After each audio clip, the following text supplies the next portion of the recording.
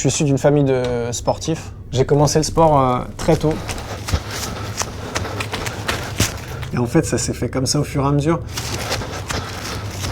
Le reste viendra. Mon père me disait que si j'étais bon en sport, je serais bon à l'école. Dès que j'ai touché à un sport, ça s'est bien passé. J'ai pu avancer, j'ai pu me transcender là-dedans. Mais dans le même temps, j'ai été recruté par un club de hand et monté au plus haut niveau jusqu'à ce que j'ai un accident qui fasse que tout s'arrête à ce moment-là. Tu passes de super joueur, de mec que tout le monde aime, tout le monde a envie d'y ressembler limite, et puis là tu te retrouves à être chez toi, à aller chez le kiné, à avoir mal, à pas dormir. Et j'ai cherché des solutions pour retrouver un mindset qui me permette de me retrouver moi-même et puis de retrouver la flamme. Et à un moment est venue la course à pied, parce que je voulais plus être limité par une machine. Puis il y a une espèce d'élan spirituel qui est venu avec sur ce qui se passait autour de moi, sur ce qui se passait dans mon corps. Et je me suis retrouvé comme ça. Pour ma reconstruction, je me suis cherché beaucoup, puis j'ai lu énormément de bouquins d'aventure. Et j'ai fait un premier voyage à travers la France en autonomie, en bivouaquant un peu partout, en me faisant héberger, etc. Et du coup, en rentrant de ce voyage, j'ai commencé à courir. J'ai progressé. Et là, j'ai commencé à courir en sandales.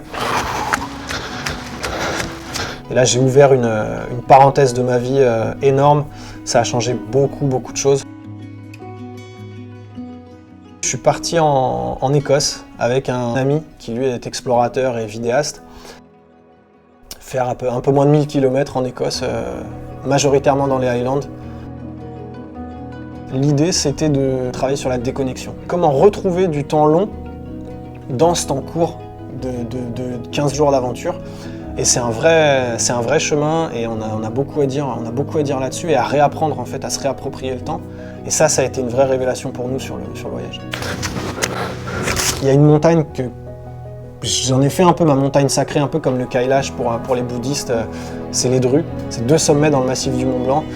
Et pour mes 40 ans, l'idée du challenge, du défi, ce serait de partir en vélo de la maison, d'aller jusqu'à Chamonix, de monter jusqu'au pied des Drus en sandales et de bivouaquer au pied de cette montagne et attraper l'énergie des lieux et de ce truc que j'ai toujours imaginé dans ma tête.